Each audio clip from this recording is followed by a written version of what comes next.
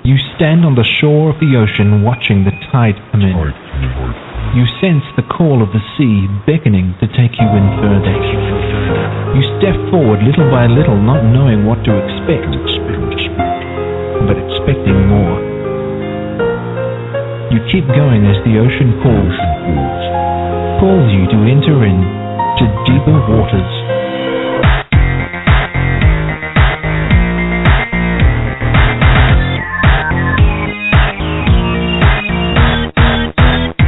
Hello, everyone, and welcome to the Deeper Waters podcast. I am Nick Peters, your host, seeking to bring you the very best in Christian scholarship and apologetics. And today, it's resurrection time. We are talking about the resurrection, and we got two of the best guys out there to talk about it, and that's both Gary Habermas and Mike Licona. I mean, some of you out there who are apologetics fanboys, you're dreaming and salivating right now hearing both of them together on this topic.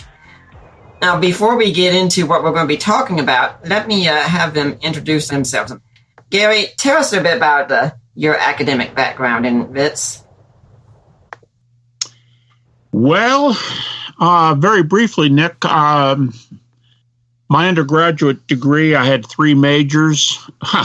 I went to school much longer than I needed to, 150 hours or something, but I had 3 majors and 3 minors, and went on for an MA, and that was in philosophical theology / Christian thought, and my PhD in history and philosophy of religion from Michigan State University. Mm-hmm. Now, how did you get to be doing what you're doing? What's a little personal background info on you?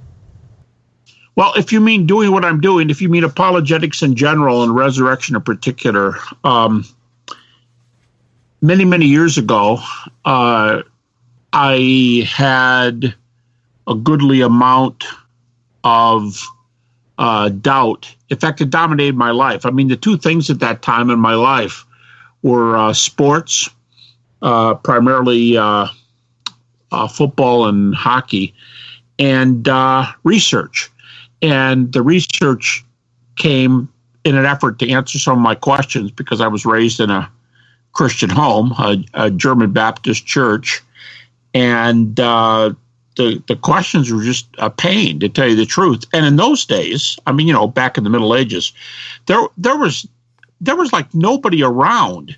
You couldn't just, first of all, no such thing as email, and nobody I could just pick up the phone and call. In fact, I tried with one guy who had a PhD in New Testament from Princeton Seminary, and he did his dissertation on the resurrection, and he was very kind and everything, but he just said, you got too many questions, it would take me too long. And so he talked to me once, and that was it. So I didn't have anywhere to go, and I was kind of left on my own and had to plug through things myself. And after a number of years, I kind of gave up on solving the problem. And my conclusion was, okay, the resurrection can be, you can give a testimony. You can say, I believe it. You can have personal reasons, but you can't close the door on the factual case. You just can't get there. Things are lacking. And so I walked away from it for a while. Came back years later. So I would generally say I went through at least 10 to 15 years of doubt, and then probably another 10 years, a little more sporadically. So it's a long time. But I mean, I started kind of early, so in my life for that. So, by the time I was getting ready to teach, I was thankfully pretty much coming through it. Mm-hmm. Well, welcome to the Deeper Waters podcast again. You're one of our favorite guests here. And now I'd like to move over to another one of our favorite guests who I interviewed last week, if you got to hear that, although I'm a bit biased. And I'd like to point out when he comes on that this is one of 2 people in the world that I could say, welcome to the show, Dad. That's good. That is good. And in case anyone doesn't know about it, something that makes it interesting is, while Mike is my father-in-law, Gary was the one who introduced me to his daughter Allie, and he was the one who married us. That is correct. So, Gary, if a project ever doesn't work, you have a business in matchmaking that you can consider. There you go. That's a minor. That's a minor. Call it gmatch.com. That's good. So, Micah, tell us about your academic background here in Vitz. Well, I went to Liberty University for my graduate work, where I was doing a degree in New Testament studies, and I started to have doubts. And some of my roommates were doing a master's degree in apologetics. I had no interest whatsoever in apologetics at that point, and but they said that Gary Habermas, one of their professors, was a real approachable guy. So I figured, well, cool, that's who I'd want to talk to. I was afraid to talk to the New Testament profs I had, just fear that they would rebuke me. Now, I did have one or two of them that maybe I wouldn't have thought that about. So I don't know why I didn't go to them. Maybe I was just talking to my roommates, and they told me about Gary. And so I remember going to his office, knocking on the door, and he came in, and I introduced myself, and I said I'd never had him for a course, of course, but I'd had some doubts, and my roommates had suggested I see him, and he invited me in, spoke with me. And unlike what Gary just said a few moments ago, where he really didn't have anyone to, talk about his doubts with them, I did. I had Gary. And even though I didn't know him, he took some time and talked with me. And then later on, after finishing my coursework for grad school, I ended up having several, countless phone calls with him. And, honestly, I don't know that I'd be a Christian today if it weren't for Gary Habermas. He's just, he's invested in me, and I regard him as my dearest friend. I'd do anything for him. He's just an amazing guy. Someone sent me a text or an email or Facebook message or something the other day, a picture with him. And I said, there's a guy that he models meekness. When Jesus talks about blessed are the meek, for they will inherit the earth. That's Gary Habermas. Yeah, I think I tagged you in that post. Okay. You sure?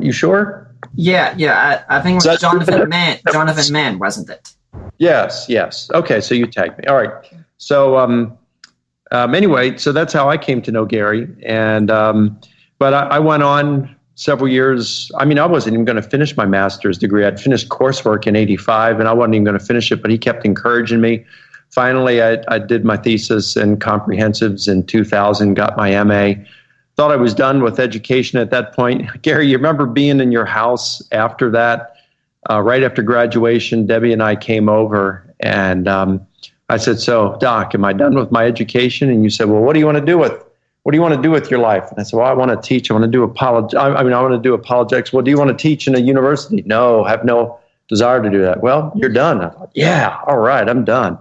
But 3 years later, I was enrolled in a PhD program because I wanted to learn more and wanted to get the credential. But then later on, the credential was the least important thing of the PhD. The most important thing was just getting to the bottom line about the resurrection. So it took me a little longer to get my PhD than normal. It took me 6 years, but my dissertation was about 3.5 to 4 times the size of an average dissertation. I was just obsessed with it. So I got my PhD back in, I think it was April of 2009, and now I teach at the wonderful Houston Baptist University. Yeah, for those who don't know, there's a lot of ribbing that goes on between Mike and Gary on that front. Yep. I mean, after all, Gary, they've got a great school there at Liberty, a good program in apologetics. And we're happy to, refer all the students that are unable to make it into our program. They just, aren't good enough. We refer them to places like Liberty. Now, Gary, something that Mike was talking about, I'd like to come back to you on, because you read of a post I sent you about reaching Roger Maxson and such, my friend who was able to escape atheism after he got in touch with me. and hearing about how you invested in Mike so much, and that's why he is where he is today, blessing so many other people. It's, Mommy, you told me you don't understand people who can speak at all these conferences everywhere, but don't have time to invest in individuals. Yeah, that's just a real key. It's not always convenient. In fact, I got a letter today, and it's the fourth one in about 10 days or so, saying, the people sound like help, I'm losing my faith. And it's not always convenient. I'm not trying to sound like a superhero, but actually, I have no reason to sound like a superhero. It bothers me sometimes when the people do it. It's like, don't you know I have a deadline? But I don't know how you read the New Testament and think that you don't have time for people. I look for how Jesus modeled things, and we know from the text that he was dead tired sometimes. He went up in the mountain alone to pray and had to stay up there all night in order to get away from people. I think that's the implication sometimes. But how tired would you be standing there and healing everybody in the town and in the region and then preaching? And he always went the extra mile for people. And I don't know how we can do anything but use his life example as one for us. And I will tell you, too, when people work through their doubts, then you're very, very thankful you spent time with them. Mm-hmm. Now, what we're going to be doing today is I went on the internet and I asked people to send me questions about the resurrection for you two to answer. Now, you two have no idea what questions I've got here, do you? No. Nope. Okay. Now, one question I did get, I'm not going to include in the pile because I think it's one that's on a lot of people's minds, and it's one that gets asked a lot, and it's for Gary, and this is the question of, when is your next book coming out on the resurrection? 21's not enough, huh? Nope, it's not. We want more. Yeah, it might be 22. I don't even know. I don't always have that number fresh in my mind. If you mean the big one, the magnum opus, man, that's frustrating. I am sorry to say it's going to take a long time, but I've done, I don't know. I haven't counted in the last couple months, but I'd say 800 pages, I think the count is, and another approximately 1,600 pages to edit.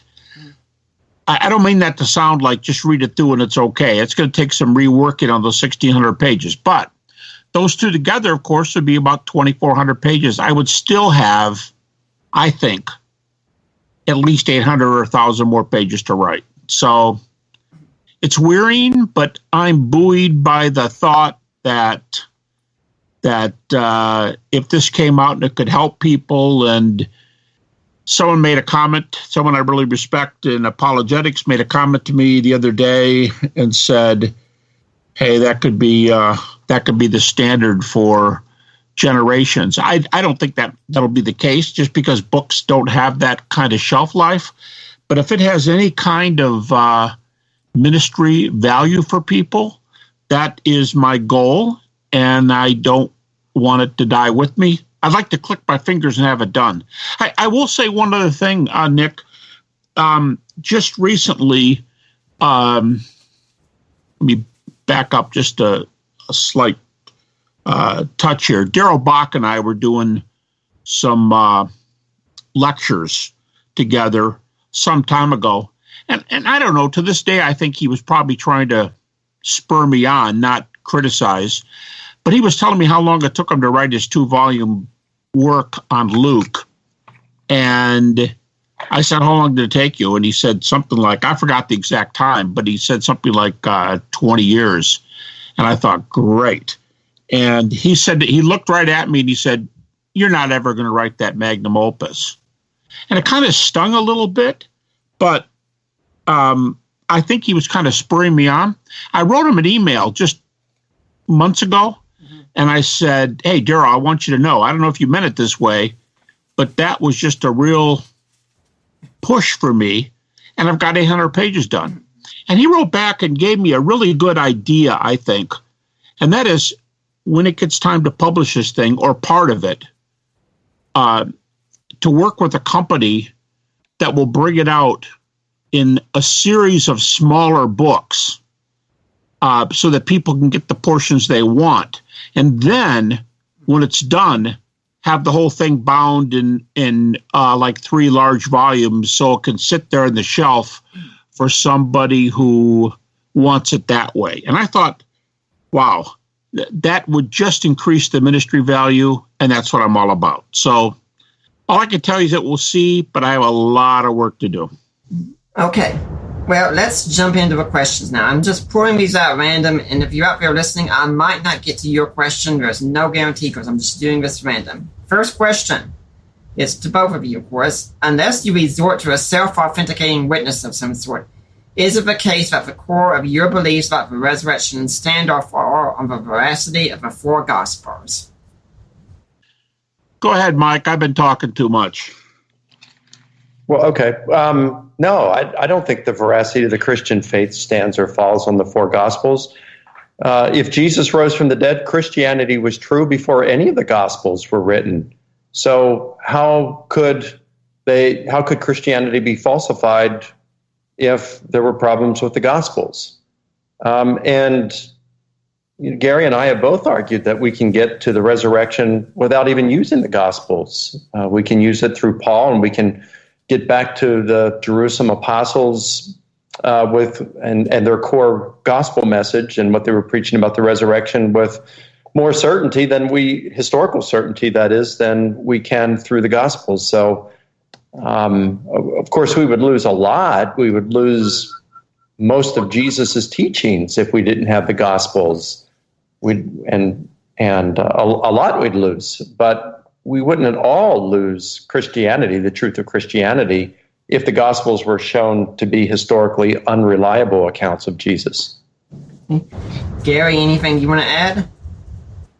No, I'm good with that. I think I just had one of my best PhD students recently, who sat through all of this and has a lot of background on resurrection. And just finally he said, so why do we go with Paul?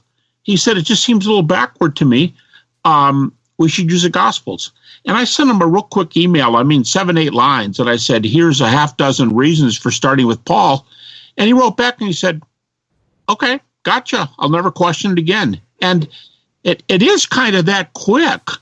But I would agree with folks who develop detailed arguments, not using a minimal facts argument, but by using a reliability argument. And I think it can be done with the Gospels. I don't think the argument's going to be as strong. It's definitely not going to be as succinct, but I think it can be done. We just have ways to go after this thing. We have more than one path. And I'll just put a plug in here for a friend, Jim Wallace. I was just at an apologetics conference last weekend and got to hear 2 lectures with Jim. I've heard him before, but he loves the minimal facts argument of the resurrection. In fact, he told me he thinks on resurrection it's definitely the way to go. But he was doing the life of Christ, and he was doing a reliability argument using legal apologetics. I've heard a fair number of people doing legal apologetics. And I told him afterwards, I have never heard such a strong case for the reliability method in a single lecture using empirical tests. He used 8 of them.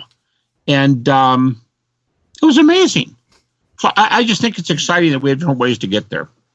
Yeah, with the reliability thing, too, I think one way we could do it is authorship of the Gospels. Now, I know that might sound crazy at first, but you take the majority of scholars today, although it's a slight majority, the majority of New Testament scholars today grant the traditional authorship of Mark and Luke. And the traditional authorship of Mark is that Mark's primary witness was Peter, the lead apostle and one of Jesus' 3 closest disciples.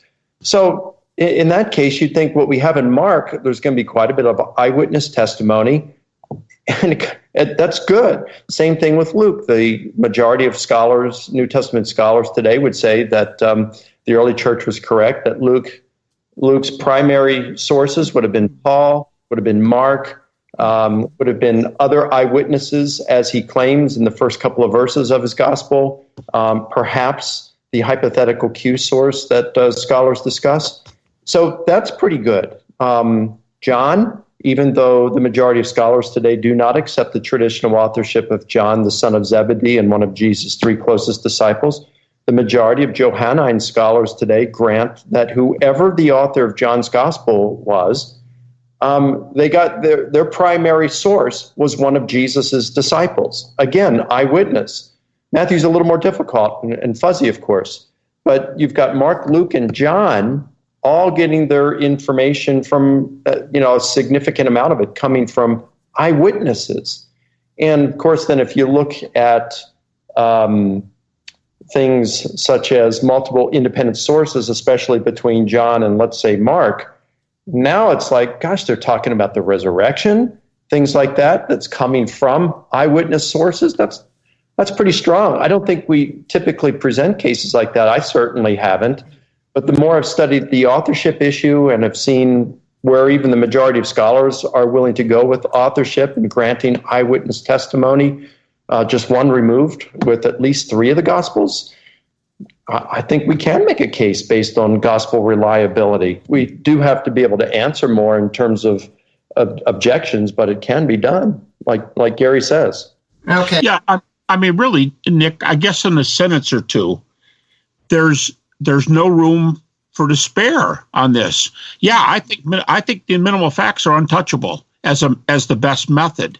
But if someone said to me, for whatever crazy reason, from now on you can only use the reliability approach, I would be good to go with that. I mean, the reliability approach is much more sophisticated today than it was 20 years ago. And we might remember Richard Baucham's material too. He's far from the only one. Paul Barnett has done some really good things, an Australian historian. They're just plenty of good stuff. This is a wonderful day to be alive regarding the truth of Christianity. Craig Blomberg's great book, The Historical Reliability of the Gospels. And John. Yeah. And his book, John. Yeah. By the way, Craig Blomberg also has a new book coming out, Reliability of the New Testament. Yes, listeners, I've gotten in touch with him. We're going to work on getting him back on here again. I've got that book on pre-order. Let's move to the next question here. This one is, can you refute the fact that aliens resurrected Jesus? I'd like Gary to answer this because, believe it or not, when I went to his office having doubts, he said, well, what's causing doubts? And I said, well, how do we know that it wasn't aliens that raised Jesus or that he was an alien rather than he was who he claimed to be? So Gary's the perfect one to answer this. Yeah, and Mike, I think we addressed that in Case of the Resurrection of Jesus, didn't we? We did. Along with Elvis and a few other interesting ones. Uh-huh. So there's some wild theses like that. And I think one of the best things to point out when we answer that is, and questions of this ilk, I tell my grad students, Christians are great counterpunchers, meaning using the boxing or martial arts analogy, if we get hit, we can come back with good stuff aimed at that response. But Christians aren't the best at putting a good case forward without being hit first. And I tell my students a couple things. Number one, I would say to a person like this, some Christians are not comfortable with this, but I don't see a problem. I would say, yeah, okay, well, you might be right, but you're almost assuredly wrong. And to paraphrase David Hume, wise men choose probabilities. So why should I look at such a distantly improbable position? And, I don't know why we have to answer everything in detail, and they have to answer almost nothing. They can attack. And then when you ask them for their reasons, almost no philosophy or religion today has good comeback on things. I'm tired of it being a one-off enterprise. But I think there's plenty of answers. And when I tell the guy, well, you can't go there with any good reasons. I mean, give me, sometimes I say it this way, guys. I'll say, hey, fellas, listen, you've listened to me umpteen times or depending on who the person is. This stuff is in print. We've got so much material out there. Get the book Case for the Resurrection of Jesus. And Mike did the majority of that book and did just an excellent job, not to mention his huge book, which is the best evidential treatment out there, I think. And so we've got that stuff. And I would go right to talk to them about the evidence first. But, I often say to them, fellas, to the doubters, fellas, we've got so much first century material here. There's nothing like this in the ancient world, certainly not in the ancient religions. So I'll tell you what, since I've already made my case, I'm going to sit back and let you make your case for aliens or Elvis or some view we don't know of in the first century. I mean, just any little response. And I'm going to say, look, we've had so many comebacks. Here's what I'm going to do. I'm going to let you make your case. And while I may have given you, Bart Ehrman gives 12 independent sources for the crucifixion. Guys, I'm not going to ask you for 12. Why don't you give me just 3 or 4 primary independent sources from the first century for your view? So I'm just going to sit back and listen to your evidences. Go ahead. And you know what's going to happen? I've done it a lot. They're going to go, I don't really have any evidence. I just wonder what you thought. Okay, great. Well, I just told you what I thought. So, Mike, anything you want to add? No, I agree with Doc on that. And sometimes I don't know. Maybe we even said this in the book. Well, Jesus was an alien. He was certainly not of this world. So, but Gary's being humble about the part I had in that book. It is true that I wrote most of the book, but a lot of that was because I was standing on the show at that time when we wrote it. I was standing on the shoulders of research that he had done. So, just so we're clear on that. Yeah, hey, you know what, guys? On that alien thing that Mike just said, I remember a professor of mine in school years back. I only spent a few semesters of my training at this Christian school, but this guy said, hey, if you guys ever need a sermon and you want to come up with something for, like, say, Missions Week, he said, why don't you preach a sermon on Jesus is a strange visitor from another planet, and he came to Earth for the purpose of setting up his kingdom, and I'm going to outline for you his chief message. What I mean is his whole approach was Jesus visited this planet from elsewhere, and it's the greatest mission story he ever told. So, I think you could say, yeah, that's kind of the New Testament answer, just to give a strange twist. Mm-hmm. Let's go to the next question. Jesus was resurrected to erase the sting of death. When a culture is hostile to the very existence of sin, how do you convince them they need a savior to erase the stain of sin for eternal life? You want to go for that, Doc? Well, Mike, I'm sorry. I didn't hear every single word. So I'll either have to have Nick repeat it, or you can just start, Mike, and I'll take a lead from whatever you say. I guess that as I'm understanding that the question, when our culture doesn't recognize sin, how do we convince them of its need for a sinner? I think that's just where we're going to have to focus.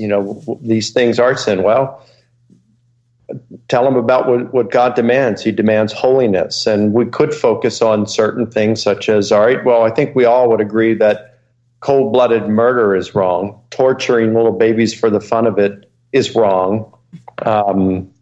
Rape is wrong. Slavery is wrong. All these, you start with those kinds of things and maybe just focus on those and say, all right, you may not have raped or killed. Have you lied? Is it wrong to lie to someone to their disadvantage so that you may get the advantage? Most people would say, no, that's wrong. Well, have you ever done that? Yeah. Have you ever shoplifted something? Have you ever bullied someone or called them a name or said something that hurt them and you did it to hurt them? Or you You even when you were a kid, you joined others who were mocking someone who was disabled or who got a bad haircut or something like that. You could point out things that I think everyone would agree is wrong and say, well, here's what God says about sin. Well, I don't think that God would do that. Well, what are you basing that on? What are you basing your thoughts about God and what he will do and what he won't do? I mean, you're just saying, I think that this is what I believe and not believe. Well, what are you founding those beliefs on? And, here's what I'm thinking about the Bible. I'm founding my beliefs on the Bible. And not just because I believe the Bible, but because I believe Jesus rose from the dead. And because of that, we should respect who he claimed to be and what he taught. You could go to the Sermon on the Mount at that point, and where it talks about, calling your brother a fool, or looking on a woman to lust for her, and things like that, and just pointing out, hey, God is looking for someone to be holy. He's from the inside. If you're holy on the inside, your actions are going to reflect that. You had the Pharisees who tried to be righteous on the outside, but they were evil on the inside. And so it led to all sorts of scheming. So yeah, they did some righteous deeds, but they did some very unrighteous deeds, like taking advantage of widows, etc. So Jesus wants us holy on the inside. How do you feel about being holy on the inside? Do you think you're there? We're in need of a Savior. So I guess the focus on those kinds of things could be helpful. Anything to add, Gary? Yeah, I'll just add a real quick follow-up.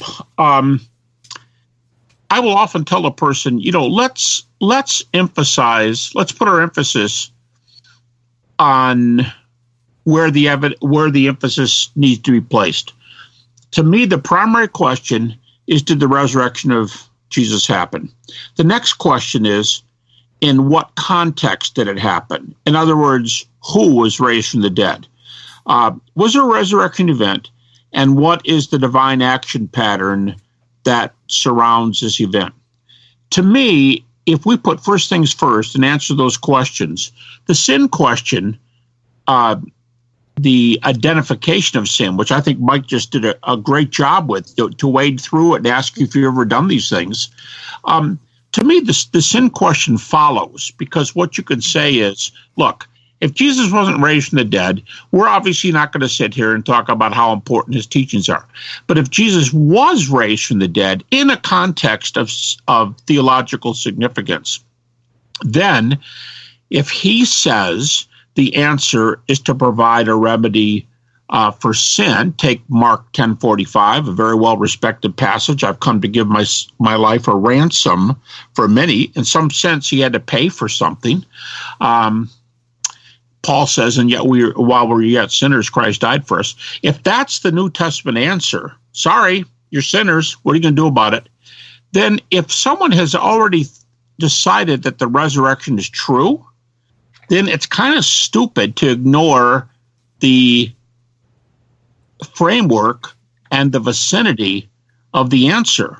What are you going to do? Admit the resurrection and then admit Jesus was something special and say I reject his message? Then why were you studying the resurrection in the first place? So once you have a resurrection, I think we have to look to the message of the one who tells us what it was about. Okay. With a number of studies coming out indicating that eyewitness testimony is unreliable, how will this affect the minimal facts approach? I'll jump in real quick with a quick comment, since I already introduced J. Warner Wallace. When he was doing this reliability thing the other day, and I think the answer is the same at this point, but he was doing it. He said, some people think that we can't remember anything because they've had some, maybe some bad times trying to remember things or being called down on it and proven incorrect, and so on. And he said, something? If you ask me what I got my wife for Valentine's Day 2016, he said, I don't know. In fact, he said, I'll bet you my wife doesn't know. But If you ask me what I got for Valentine's Day for my wife in 1988, I would talk your arm off because, you see, we were married on that day. And his point was, we have a tendency, and I think Bauckham studies in Jesus and the Eyewitnesses confirms this very nicely. We have studies which indicate that things which have a special place in your heart, I mean, first child, wedding, we have a tendency to remember those things. And why not when you learned about the resurrection and found out that Jesus Christ is the Son of God? And I'll say one other thing real briefly. In Galatians 1 and again in Galatians 2, in texts fully accepted by critical scholars, and that's the emphasis there, scholars, not anybody who writes blogs out of their basement and calls himself published. Scholars, they're going to concede Galatians 1 and 2. Bart Ehrman says one of the neatest things about Paul is he was in the right place at the right time, knew the other eyewitnesses, and questioned them about it. Okay, well, not only do we remember important events, but number two, when the memories of maybe the most important event in your life coincide with others who have gone through the same. The old saying, there's two heads are better than one. Now we have reason to believe that. Strong testimony from me, strong testimony from us. And I like their 1 Corinthians 15:11, whether desire they, just talking about the resurrection appearances in context, that's what Paul just mentioned, whether desire they, so we teach, and so you believe. Paul's saying, I don't care if you ask me, I don't care if you ask him, you're going to get the same message. Same thing in Galatians 2. So I think that 1-2 punch, important facts and corporate memory from other very well-placed people who were there, I think that's a knockout answer. Mike, anything to add? Yeah, I guess I'd refer listeners back to the podcast that we did last week where we talked about the historical reliability of the Gospels. And among several points that were made during that time, we talked about one of the criteria for determining whether literature was historically reliable is, does the author or their sources, did the author or their sources have the capacity to report the past accurately? And when we come to Jesus's deeds, we find that to be the case. And this would relate to what Gary said about, was it a big event? Recall that I mentioned how Debbie and I watched Vietnam in HD about almost 2 years ago. And during that time, the first episode has Joe Galloway, who was the combat reporter, who was portrayed in the movie We Were Soldiers with Mel Gibson and Sam Elliott. A true story where U.S. forces went in. It was their first major engagement with the North Vietnamese Army in the Vietnam War. It was 4 days of very intense combat in November 1965, in which I think it was 251 American soldiers died and another 245 were injured. And just an amazing story, an amazing movie. And so Galloway, you could see as they were interviewing him, he teared up at times because you could see decades later this was still impacting him. And I'll never forget one point in the interview, and I just thought it was so profound that I transcribed it. And let me read you his quote. He says, "I left that landing zone X-ray battlefield knowing that young Americans had laid down their lives so that I might live. They had sacrificed themselves for me and their buddies. What I was learning was that there's some events that are so overwhelming that you can't simply be a witness. You can't be above it. You can't be neutral. You can't be untouched by it. Simple as that. You see it, you live it, you experience it, and it will be with you all of your days." Now, I thought about that after he said that, as of course, you watch something like Band of Brothers, And you just see how these guys got connected and became family. And then you can imagine how during Vietnam, how some of these soldiers who were fighting in combat with one another, they just became like family. And of course, something as major and traumatic as combat, you're going to remember that. It's going to be with you for the rest of your life. And so I got thinking, well, what if you had been a disciple and walked with Jesus for 1.5 to 3 years? You had seen him give sight to the blind, heal the deaf, heal paralytics, cast out demons, walk on water, raise the dead, and then you saw him actually scourged and crucified, and then shortly thereafter you saw him alive again and in perfect health. Do you think that would leave the same kind of impact that would be as deep and lasting as those 4 days of combat left on Joe Galloway? Well, of course it would, and even more.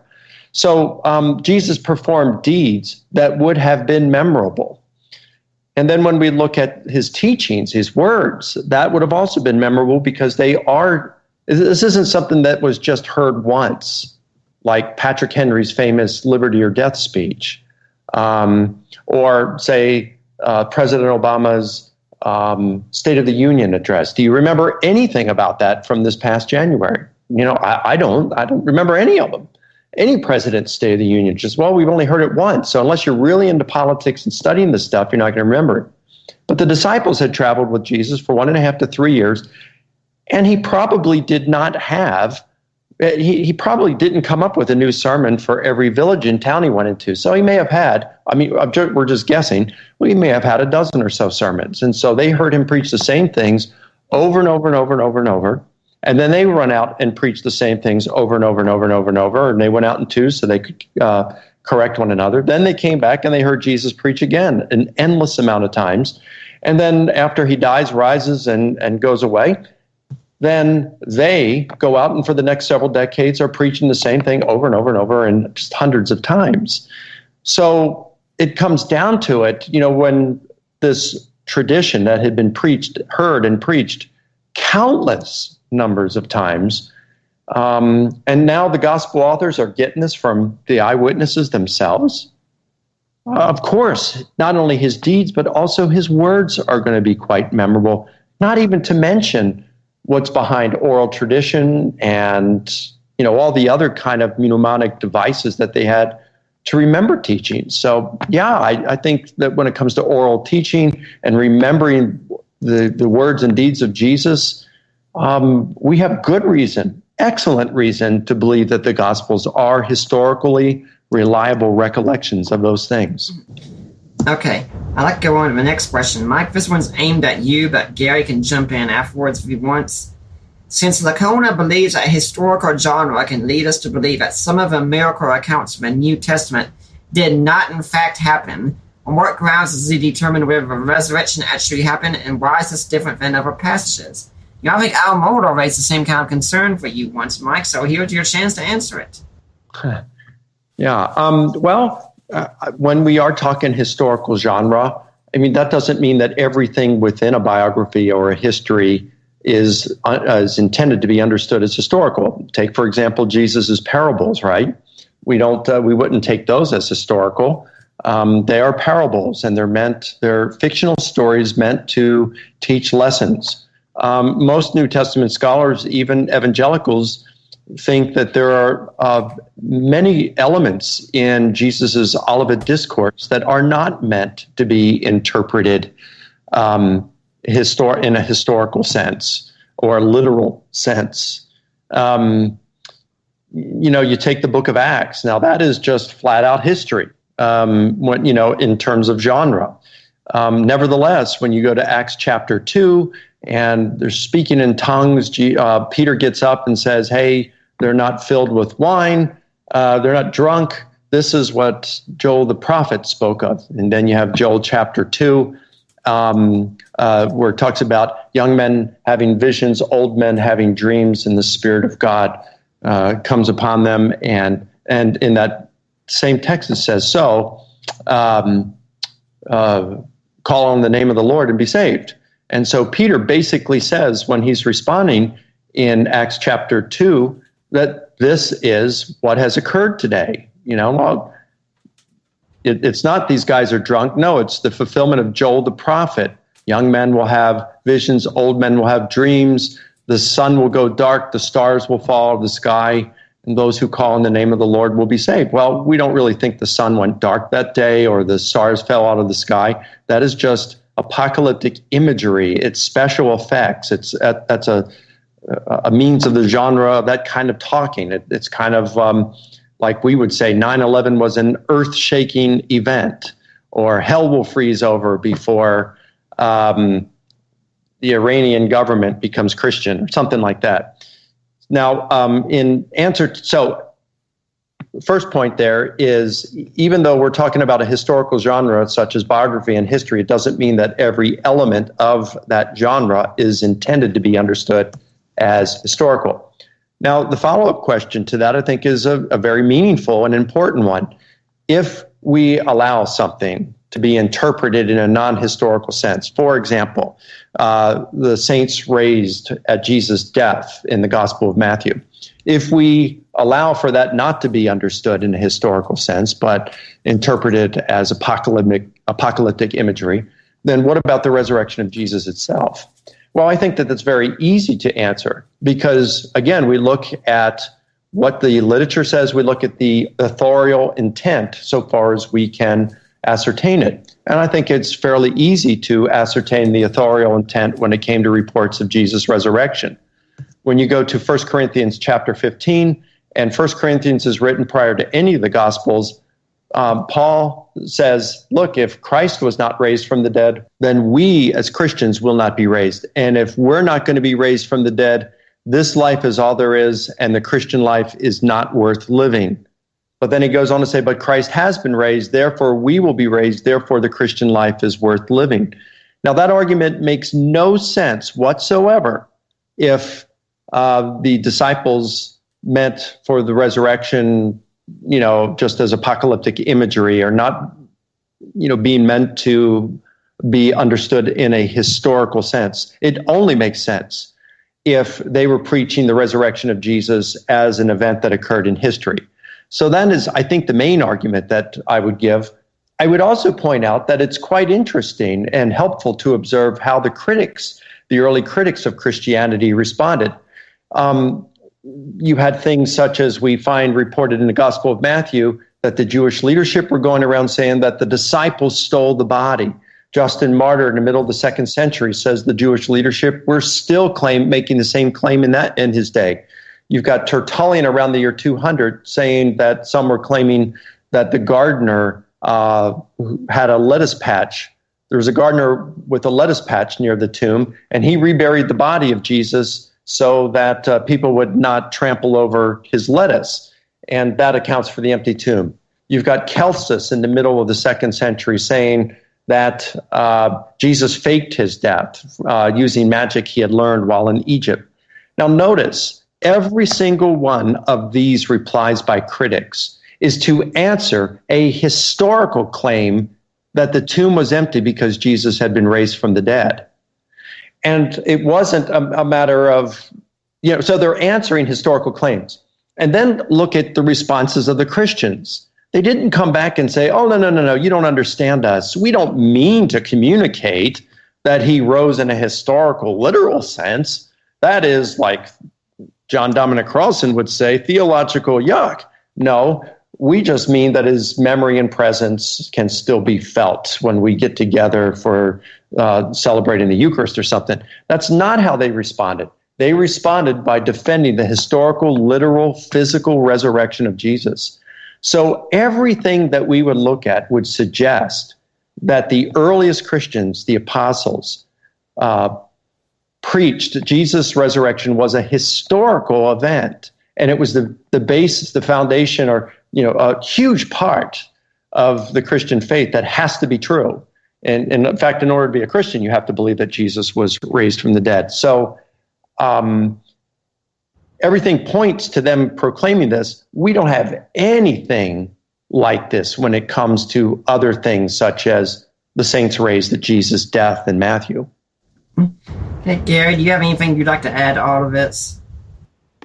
Maybe a flip side comment the other side of it. I had an experience in one of my PhD classes with one of my very sharpest students who is rather skeptical, to tell you the truth, as a believer, but has some really left field views in a way. And he wanted to dialogue in class, and we proceeded to have a 2-hour basically debate because it got a little bit tough at points. But he wanted to argue that the Jewish apocalyptic view, which Mike has discussed very well there from Acts chapter 2 vis-a-vis Joel, and the fact that nothing happened to the sun and moon, and yet Peter seems to think that it was all fulfilled that day. This guy wanted to argue that Jewish apocalyptic is such that that truth alone allows the objection that the resurrection did not occur because the early church meant that event rather apocalyptically and didn't mean it literally, which according to your original question, Nick, would seem to be behind some of that question. If it's this, then how do you know it can't be that? And I started my little dialogue with him, and the first thing I said, rather stridently, to tell you the truth, because I was a little bit bugged that he thought that was such a good argument. And I said, look, I can concede your entire argument, and it doesn't touch the resurrection. The argument doesn't touch the resurrection at all. And the reason is, well, first of all, a very important factor, and Mike and I have spent a lot of time on this, including the book Case for the Resurrection of Jesus, is what is the genre that these guys proclaimed? Do the disciples teach that Jesus was really raised from the dead? We're not asking if he did, but did they teach that he really did rise from the dead? Or are we teaching this could be something like the moon and the sun and could be part of Jewish apocalyptic? And then I flip over to an earlier book by Bart Ehrman, although he's still saying it very clearly today.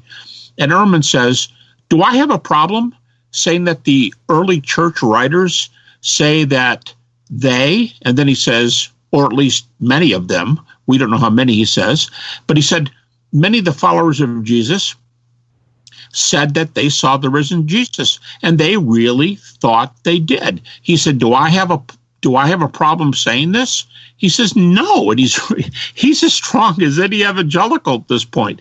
And he says, no, because history proves that conclusion, proves that the disciples really thought Jesus was raised. So if we can argue that the data for the resurrection was at least a real event in the minds of those who proclaimed it, if somebody wants to give an objection to that, they have to raise another theory, but not this one. Because if the disciples really believed it was an event, certainly that is not in the same category as Peter saying, yeah, signs in the moon and the sun, yeah, this is all fulfilled, knowing it wasn't. So if they believed that Jesus was believed he was raised from the dead, I think that's a huge start. I could also say, too, Nick, there are some physical things. I mean, the apocalyptic genre, how sure can we be of this or that, is what you might call a full tomb view, not an empty tomb view. Apocalyptic doesn't empty tombs. So if the tomb is empty, and strangely enough, it's not one of the minimal facts we use, but Mike had the idea of calling it 4+1, which is a great comeback, and to show you how important the empty tomb is nonetheless. I had a lecture last year where I gave over 20 arguments for the empty tomb. It is as well attested in critical terms as anything around this time. And actually, the next question I had drawn out was about the empty tombs. Why don't I just go ahead and say it and you can continue with it then? All right. Yeah, go ahead. It's totally random, but I often hear about 25% of scholars do not think Jesus was buried. What are their reasons? What are some good rebuttals for those reasons? Yeah, Nick, I didn't say 25% of scholars don't think Jesus was buried. probably about every scholar there is thinks Jesus was buried, but they disagree as to where he was buried. Was it a oblong hole in the ground, or was it a tomb? If so, what tomb, etc. Burial isn't the issue. The question is the place that Jesus' body occupied, was that place empty again? And for the majority who answer this, by far the majority, yes, they think that it was empty, Jesus' burial place in this part. For most scholars, a tomb. By far, most scholars, a tomb. And now back to your question. Well, what about the 25%? That's a lot. Okay, a little bit of perspective. When I went to graduate school in the early 70s, if you spoke up in class and said, I'll give you a few examples, but I'll just give you two. If you spoke up in class and said that I think Jesus performed miracles, Mike referred to them earlier. I think Jesus performed miracles and people in the vicinity could have watched them. And secondly, he was buried and his tomb was empty. Those two things. Jesus performed miracles and his tomb was empty. If I had spoken up in class and said that, everybody in class would know that I was either an evangelical or a conservative Catholic. In the 70s, those were super minority views among critical scholars left of center, and oftentimes even center. They might believe them, but as far as having reasons, that you didn't speak up, firmly and pronounce those things. Okay, now, seen against the context of virtually no left side of the spectrum scholars allowing those two things, why is it today that virtually every scholar, even the Jesus Seminar guys, Marcus Borg says some amazing things on this. Why do the by the way, I'm aware that Marcus Borg passed away not terribly long ago, but why do they concede that Jesus is a miracle worker? Now, I realize there's some question about are the things he did actually supernatural or not, but that's another issue because we're asking, did the things in the Gospels occur? And they say yes, or things just like them. All right, and secondly, that's almost 100%. And where are we in the empty tomb? Oh, that's about 75%. Against the background that 30 years ago, almost nobody over on the left side would concede either one of those up to the view that says 100% or thereabouts, 90 some, would say Jesus was a miracle worker of some definition. And secondly, 75% saying the tomb is empty. I think it's huge. I think a huge metamorphosis has taken place on those two facts. So I think it's extremely common. And don't forget, Nick, our minimal facts is a two-pronged argument. The first one, as we say regularly, the first reason is by far the most important.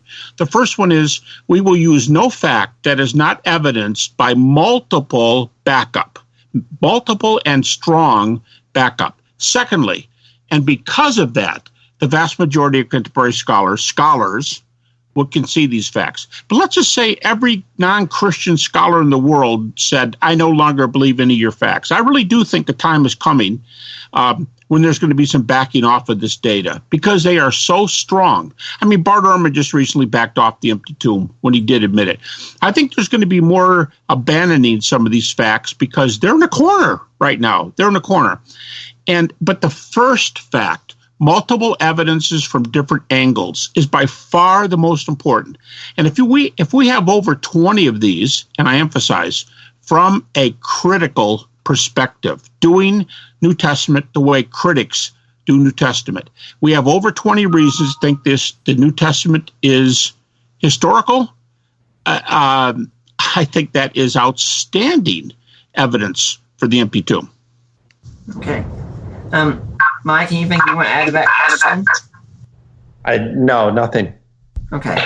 Well, I'd like to remind everyone that you're listening to the Deeper Waters podcast at this point. I've got Gary Habermas and Mike Licona both here together playing Guerrilla Christian on a resurrection. But if you're listening next week, it's going to be the Saturday before Halloween. What's a Christian to do with Halloween? Well, I'm going to have Kim Weir on. She is a co-author of a book, Redeeming Halloween, Celebrating Without Conceding, I believe is the subtitle.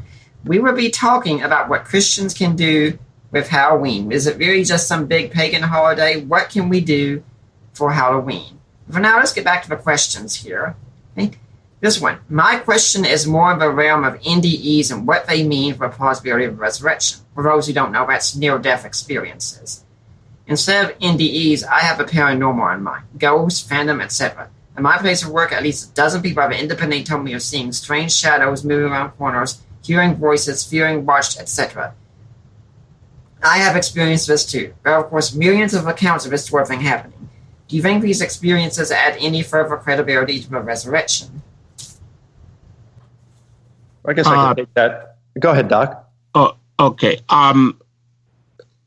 There's a lot of phenomena there, Nick, and a lot of this stuff, you're right, is in the shadow realm.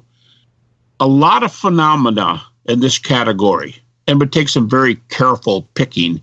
And as some of it borders on the occult, or is the occult, I wouldn't even suggest getting into it. I do not think that applies to the normal sort of NDE.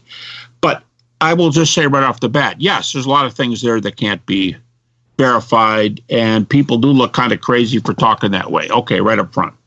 But on NDEs, I'll just say that I've recently finished an essay for a major publication in one of what I think one of the top 5 publishing houses in the world in terms of scholarship, and I'm debating a fella who on the other side, and I'll just say in a nutshell, I either narrate, and I didn't count, but I think I did probably a couple dozen highly evidenced NDEs, and then I went on and listed sources for a number more, and the figure that I mentioned in this essay is 300 evidenced NDEs. Not all foolproof, but they come in from so many angles with so much evidence. Oh, you like this kind of evidence? Take these 3. You like that kind of evidence? Here's 4 more. You like cases that are like this? Okay, we'll do that.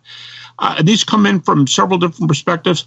I think it's virtually undeniable that near-death experiences occur and give evidence of what J.P. Moreland and I called in our book Beyond Death a number of years ago, what we called minimalistic afterlife, because, we can't track the NDE person through eternity, obviously. Your second question, does it add anything to resurrection? What I think it adds is probably the most common objection I hear. Maybe I work more on the philosophical side, whereas Mike's going to hear more New Testament objections that I hear, gospel objections. I hear, yeah, well and good. Decent evidence. Yeah, I never thought about this before. But do you know how hard your mountain is to climb? This is the supernatural world, and you're asking us to believe around we don't even know about. I think NDEs answer that tough question by saying, if you can't deny NDEs, you tell me how we don't know that that's not eternal life. That's not life after death. And if it is, that opens up a supernatural realm, not a miraculous realm, but a supernatural realm where the afterlife occurs. Now you let me talk about the resurrection, and you hear it, and you go, yeah, nice, but you're asking about the supernatural. Well, I think the NDEs already opened that door enough that it should make the person open to the resurrection data. It doesn't allow them to say, yeah, nobody knows about your world, so just quit giving this evidence. It tries to divorce the evidence from the world we live in. And since there are millions, supposedly from a Gallup poll, millions of near-death phenomena have occurred in the world, this was a 1982 survey, I think it's far more common than people want to admit. So I think it does do an excellent job of opening up that realm to the evidence for the resurrection that Mike and I discuss. Mike, anything you want to add? Well, Gary's definitely the guy on the near-death experiences. And I mean, I agree with him. I would just go a little bit further. And whereas he may feel a little hesitant to talk about other paranormal experiences, I don't feel so shy to do that. So I would add apparitions of the dead. I've got a friend named Pat Ferguson. Gary knows her and her husband, Doug. And Pat, when she was a junior in high school, she was awakened at 2:30 in the morning, and she saw a face in front of her, an illuminated face of a friend whom she hadn't seen since middle school. So it had been a few years. Well, a little over a day later, she learned from the newspaper that her friend had died at 2:30 in the morning, the very moment that she was awakened and saw that face. So those kind of paranormal experiences, apparitions of the dead, would suggest a supernatural dimension to reality. I would also mention the demonic. I would not encourage anybody to, get involved in that kind of stuff, of course, by like Ouija boards and things like that. But the demonic is something that is very real.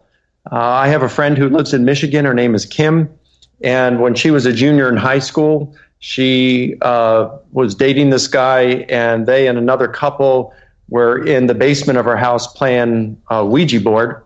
And her mom and her grandmom had all been involved in witchcraft. And the Ouija board said something, communicated that Kim's boyfriend was going to be beheaded that day, was going to be killed and beheaded that day. And everybody laughed except Kim. And she said, forget this. No, this is scary. This is real. This is serious. And she put the game away and she said, let's go eat. And so they went to McDonald's, but she made them take routes that were different than they normally would take to that McDonald's. Well, everything turned out well that day.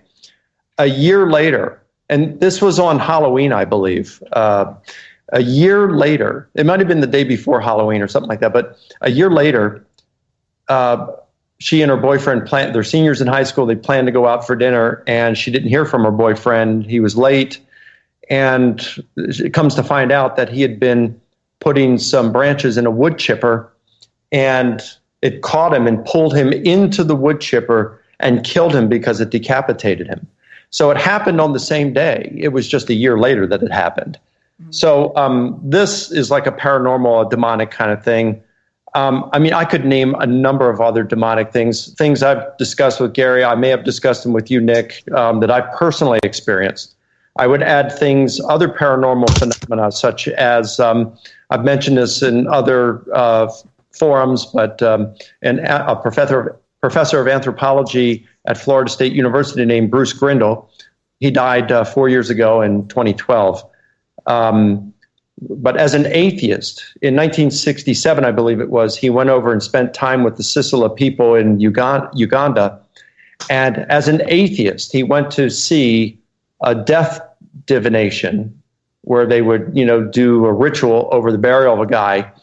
And he actually witnessed the corpse come to life and get up and dance and play drums. And he said it terrified him and really shook him up. He ran out of the camp, the village. This is out in the bush. And he ran out as fast as he could, as far as he could. They didn't catch up to him until the next day. And he claims that everybody else there saw it as well. So it wasn't a hallucination that he experienced. It was something that everybody saw. They saw this guy, this corpse, come back to life and dance and move and play drums, and everybody saw it. And I spoke with one of his former students personally, and he said, Grindle was no longer an atheist after that. Mm-hmm. And it was something that disturbed him for the rest of his life. After he wrote the article, I think it was in 1987, 83, he didn't want to discuss it anymore. It really bothered him. But he gave up his atheism because, at that point, there's a supernatural dimension. Finally, I would add that there are radically answered prayer. I could name a number of these. I'm not talking about just plain answers to prayer where you just pray something, God, I'm flying to California, help me to get there safely, and then it happens. Well, is that an answered prayer? Well, maybe not. I'm talking about something really, really, really radical that is well beyond the realm of coincidence. I think you put those kinds of things together, like apparitions of the dead, demonic experiences, the zombie kind of thing that Grindel experienced, radically answered prayer, near-death experiences that can be verified, like Gary mentions. You put all that together, and I think the evidence for a supernatural dimension to reality is so strong that one can no longer deny it and still reasonably call themselves a realist. And it's within that evidence, once you realize there's a supernatural dimension, that resurrections are very much at home. It's no longer implausible to think that a miracle can occur, such as a resurrection, if there's a supernatural dimension and God, who exists in that dimension, wanted to raise Jesus. Then it's not at all implausible. Do we have evidence outside of a church that corroborates the martyrdom of the apostles and Paul and James? Yes. What else do you want to know? I have an anachronism I use to help me remember that, but there are a number of ancient sources. So the anachronism I use is Lieutenant J. Dopic.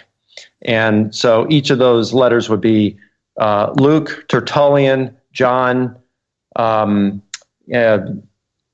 Dionysius of Corinth, Origen, Polycarp, Ignatius, and Clement of Rome. So you look at all those, and they do mention the martyrdom or the suffering, at least the suffering, if not the martyrdom, of the disciples of Jesus. And then you can add some others for Paul. Nick, I told you briefly about this conference I was this weekend. I also heard at this conference, I heard Sean McDowell give a couple lectures, one on the subject of his doctoral dissertation, The Fate of the Apostles. And he argues positively for several of the key apostles and actually uses a set of criteria for historical reliability that's not unlike Mike's the criteria that he sets up in the Resurrection of Jesus volume, his dissertation, Mike's. And Sean thinks that there's a good basis for finding the sources for about a half dozen of these guys, but to try to get to the core of it, when I'm lecturing on the resurrection and can't just spend all day doing the fate of the apostles, I try to make the point that when Paul goes to Jerusalem in Galatians 1, there's three people that are talking about the gospel. That's Paul, James, the brother of Jesus, and Peter. And by the way, Bart Ehrman says that this is one of the two strongest arguments for the historical Jesus, because Paul... Gary, I think you mean John and not Paul, right? When Paul goes to Galatia, he meets John, James, the brother of Jesus, and Peter. No. I said it the right way. In Galatians chapter 1, it's Paul, James, the brother of Jesus, and Peter. In Galatians 2, when he comes back, it's those three guys plus John. Okay, my bad. I misunderstood. That's okay. But what I'm saying is, of those four people, and it's pretty interesting that John would be in chapter 2 and the others in chapter 1, because we have first century sources for at least three of them, for the martyrdoms of at least Paul, Peter, and James, the brother of Jesus. John, who chapter-wise is removed, to the second chapter, is also one that the data are removed just a little bit, because we have a second century source for John's martyrdom. It's more questionable, and I will allow that. So I'm saying, yeah, maybe John, but at least the other three names, and maybe all four, we have first century data for the martyrdom. And Mike makes a really good point. The point here, at least the way I do the minimal facts, the point isn't these guys died for their faith. The point is they were willing to die. Somebody who repeatedly puts themselves in death's path and doesn't shrink away from what their critics might do to them, that person's got a reason for doing it, or they're nuts. They've got issues. But the fact that disciples did it over and over again, and there's good evidence that the major ones died, depending on what we do with John, you'd have all the major ones. But we have good data there, and I think that's enough. And of course, people are going to say, I don't know, Nick, or probably one of your next questions, but someone's going to say, well, a lot of people die today. And the key there is a lot of people die for their faith. Exactly. And there's usually political or religious topics. I don't doubt that some communists have died for their atheistic, communistic views. I was always impressed when Buddhist priests set themselves on fire to protest ethically, to protest the war in Vietnam and killing. I respect that. But you're going to look very hard to find any kind of scenario where people, especially repeatedly, are willing to die, and some of whom do die, for what they know to be false. That's different. And what's so unique about these apostles are, and I think Bart Ehrman is onto this as one of the strongest arguments, who would know better than Paul, James, Peter, and maybe John, who would know better than them whether or not they saw the risen Jesus? Who would know that better? And so when they're willing to die, since the resurrection is the center of the gospel, and the gospel is the reason they died, that what they proclaimed, it's the center of their message, who better than them would know that they really saw Jesus? And as each one of them dies, I think they say that is outstanding evidence that I have not given up believing the resurrection. I know I'm going to be with Jesus. And like Jesus said to the fellow on the cross, today you'll be with me in paradise. That's where I'm going right now. Paul says in Philippians 1, also accepted by critics, it's better by far to die and be with Christ. Tell me how we explain that in their beliefs if we don't think they believed that Jesus was raised from the dead. So their martyrdom and willingness to be martyred is extremely evidential in my opinion. Well, I'd like to let the listeners know that if you want some more information on this, I actually did interview Sean McDowell on this very topic. Go back to June 4th of this year and hear my interview of him on the fate of the apostles. Good move, Nick. Okay. Now this one, this is the kind of question that keeps coming up regularly, and it's one line for you, I think, Mike. At the time of Jesus' death, the bodies of many holy people were resurrected. They were in Jerusalem meeting with people. Matthew 27:52 to 53. This is a significant miracle, and there's not too much text to explain what happened. What is going on in this passage? Well, Mike, if you've done anything, we can certainly say you've drawn people's attention to Matthew 27.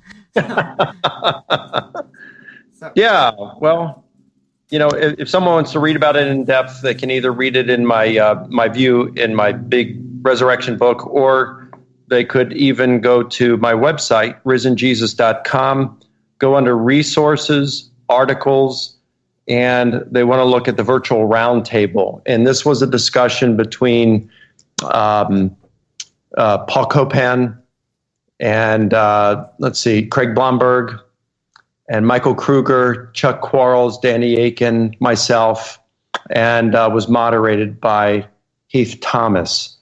And so I was, the whole thing was about this, taking issue with the interpretation that I presented in my book. And so I give even more information about it and answer my interlocutors in that virtual roundtable that they can read. Just read it. And so in essence, I would say what I think that Matthew is probably doing there, and I've gone from being like 80-20 to maybe 50-50, and maybe I'm at 60-40 now, in thinking that Matthew is using some sort of maybe apocalyptic language there or special effects that he doesn't intend for us to understand those raised saints in a historical manner. And the things that kind of lead me to that is we find examples of such language in both Jewish literature with Josephus and Greco-Roman literature.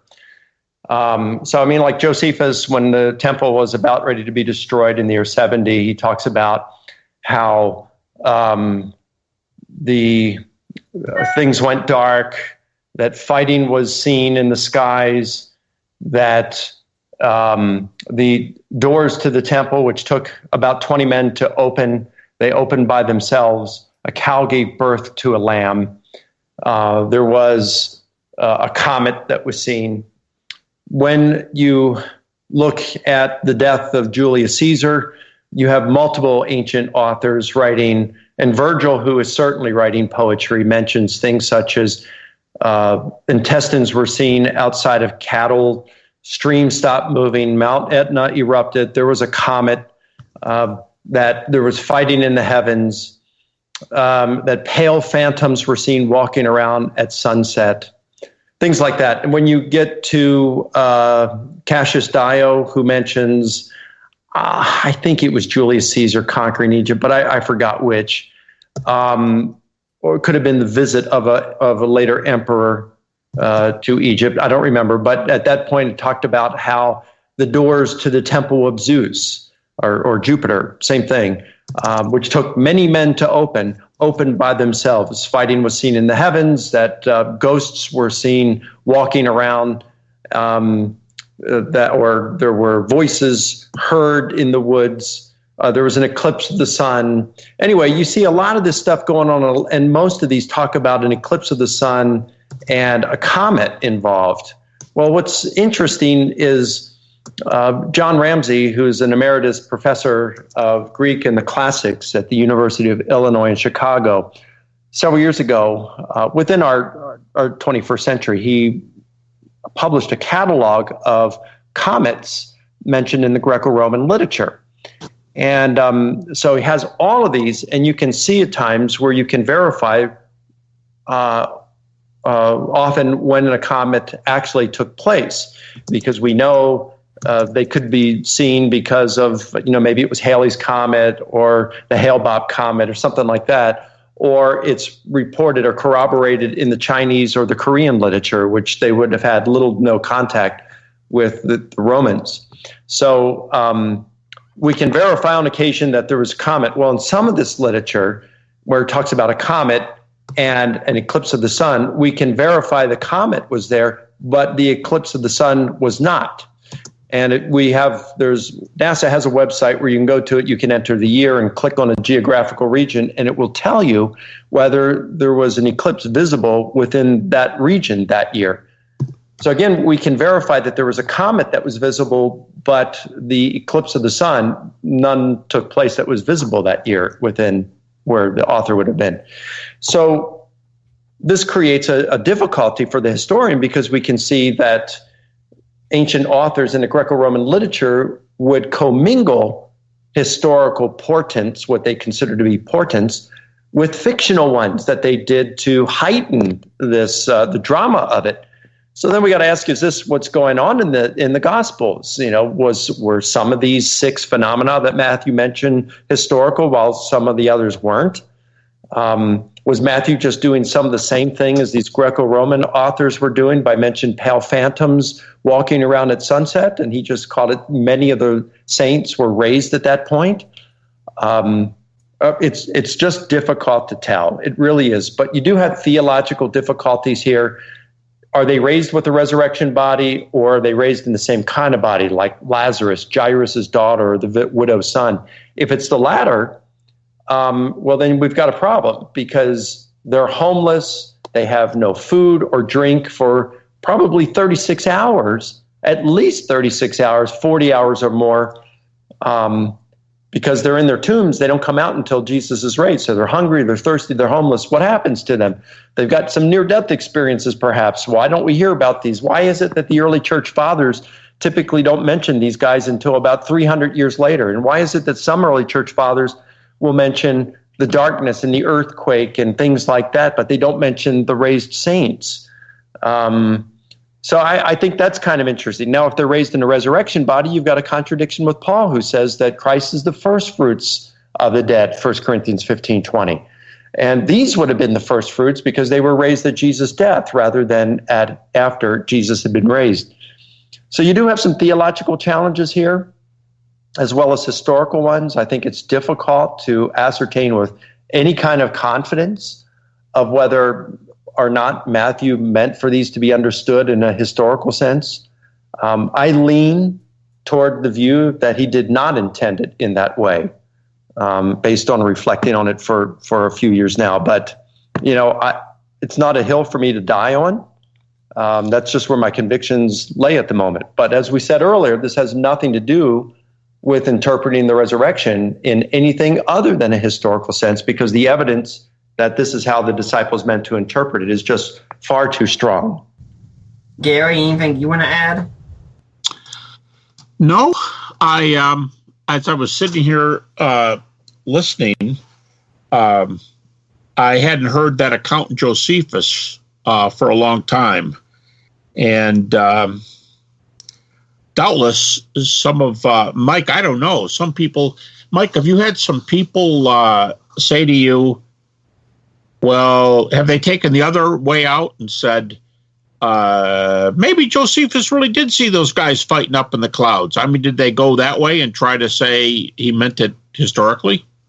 I have not had anyone, and even those who challenge me, the evangelicals who are not particular fond of the apocalyptic way of understanding Matthew's raised saints, I'll ask them. I'll tell them about what Josephus said, and I'll say, tell me honestly, do you really think that a cow gave birth to a lamb in the temple? Yeah, that's even a tougher example. Yeah, and they always say no.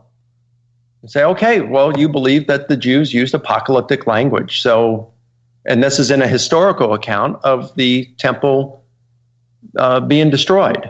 So you can mix apocalyptic language with historical accounts. And again, even Craig Blomberg would acknowledge this when it comes to Jesus's Olivet Discourse. So we see the apocalyptic imagery language being commingled with historical data when it comes to Jewish and Christian accounts. So I don't know why there's such a hesitancy among some evangelicals. And I'll be honest with you, there have been a few who have come up to me in the last couple of years and said, you know what, I don't know that I'd say this publicly yet, but I've really been thinking about that view and that you presented in your book. And even though I was against it at first, I think you're right. Again, I don't think it's a big deal, really. I don't think it's a hill to die on. It's just no big deal. I didn't think it was a big deal when I put it in the book. In fact, the book came out in 2010. I had been saying it publicly and during debates because the question of Matthew's raised saints comes up on a regular basis. And I'd been saying since 2006. I mean, you can see it in the video of my debate with Ali Ati at the University of California, Davis. And during the Q&A or sometime during the debate, I think it was during the Q&A, where I said it there. I think it's apocalyptic imagery or not meant to be understood in a historical sense. I'd been saying it for 4 years publicly, and nobody ever pushed back or said anything.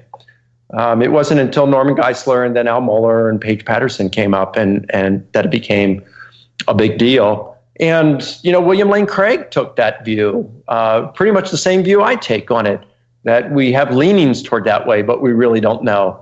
You got Michael Bird, another member of the Evangelical Theological Society, who takes the view that I presented in the book, and other scholars. So, why I'm the one that is attacked and not the others, I don't know.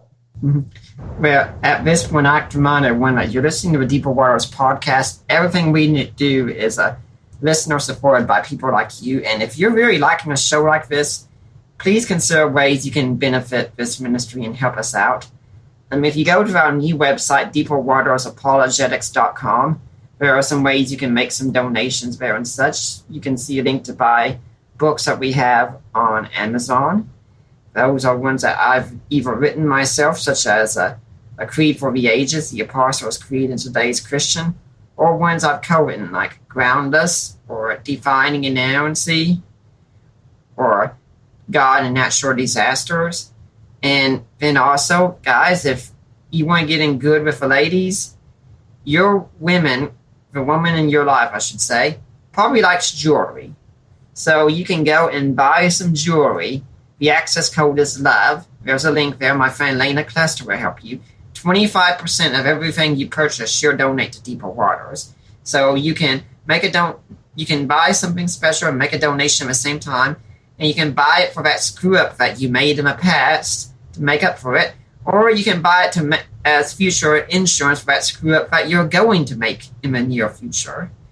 And if you can't do any of these, please consider also going on iTunes and leaving a favorable review. I love to see them. Of course, the main way you can support us is by donation. And at this point, I'll turn to Mike, since we go through the same way to make a donation. So, Mike, how can they make a donation to me, and how can they make one to you? Well, it's very simple. You just go to my website, risenjesus.com, and go to the place tab on the menu that says donate. And you go there. We have a secured web page, and we use the best program for that. So it's the most secured. And you can do it on your credit card. You can do it on a one-time basis. You can do it on a recurring monthly basis. You can also, it gives you instructions if you want to set it up where you just have it electronically transferred from your bank account every month to the ministry. You can have it set up that way, and of course you can stop at any time. Or it gives you an address that you can just send a check to. And we have a 501c3, so all donations are tax deductible, as allowable by law. If you wanted to go to Nick, specifically to Nick's ministry, then what you would do is after you set up or make your donation, you send an email to us, which you can right there on the website, and just tell us, give us your name, and just because it will go through, we'll see that you became a donor, and just say that this is earmarked for Nick, and we'll make sure it goes to his ministry. Mm-hmm. And if you want to also, you can contact me or my wife or Mike or Debbie through Facebook as well. And there I have a record of it. Some of you have done that for me. That really helps. And we'll make sure we get the donation. Now, Gary, do you have any organization you'd like to see people donate to? I don't. I think, Nick, that I'm the odd one out here. Mm-hmm. Okay, so Gary wants you to keep your money. Well, they can always give it to great Christian organizations like World Help, or ones that are helping folks in crisis, but not that I have anything set up personally, no. Now, let's move on to another question, and this one's related to what we were just talking about. How do you think the 3-hour darkness occurred? What was the instrument God used for that? Could it have been an eclipse, super thick clouds, maybe? And I'd add in, the questioner didn't mention this, but I think we could have a little bit more evidence from this one because of a testimony of Thallus and Julius Africanus and Phlegon, I believe. So who wants to take this question? Well, I'll be happy to take it since it deals with that. I think the more important question is, did the darkness occur, or is it one of those part of the apocalyptic imagery, just like the raised saints? Because, you see about, instead of saying eclipse of the sun, it could have been the darkness that Matthew was referring to. Or instead of eclipse of the sun, Virgil talks about Mount Etna erupting, and it left all this darkness, the volcanic ash. So, we can give naturalistic explanations. I think the first question to ask is, did Matthew intend for us to understand that historically? Now, of course, Matthew's not the first to mention the darkness. Mark, followed by Luke, mentions it as well. Interestingly, John doesn't mention any of the portents that are provided by the synoptics at Jesus' death. So, but I think the fact that Mark has it might be reason for us to think of it as historical. But we could ask, is that apocalyptic imagery as well? If we conclude that it is not, that it was meant to be understood historical, then we could, posit any number of things. It could be God caused the darkness through any supernatural means. Who knows? Eclipses of the sun don't last 3 hours. So who knows what it would have been otherwise? Gary? Yeah. In the case you mentioned, Nick, regarding Thallus, there's some uncertainties there. Scholars are not sure of the year 52 that's frequently mentioned, but they'll often say things like, but he, it was thereabouts that he wrote this. Okay. So it looks like Thallus is pre-Gospels. Now, another tough question is Thallus does not mention, as far as we know, the portion of Thallus that is cited by Julius Africanus does not mention Jesus' name. It does mention the eclipse, the darkness, and a grad student, a PhD student of mine, interestingly enough, just sent me an historical source in a geological journal saying that we have a documentation now of exactly this sort of event occurring 29 AD, I believe it is, plus or minus. In other words, it's pretty close to that time, but it's hard to determine the exact year. And that's just been ascertained in a non-Christian journal. So I think we've got some things to go on that indicate that this is very possibly, I shouldn't say very possibly, I'd say probably likely that this is an actual event. And at any rate, it's interesting that both the source, Thales, and the geological research that I'm mentioning here, they're both secular sources. So I think that's worthwhile, and I think that's good to admit to the discussion here. By the way, let me just, I can dig this up for your listeners. I might have it right here. I can give the name of that. Here it is. The name of the journal is the International Geology Review from July 2012. And it is a research that I said 29. I'm sorry. It's in the earthquake in particular. Now, of course, the earthquake can certainly darken the sky, but the earthquake is dated to AD 31 plus or minus 5 years. AD 31 plus or minus 5 years. The International Geology Review, July 2012. So it's only talking about the earthquake. It's not talking about the darkness. Mike, I'd have to go back and look at that.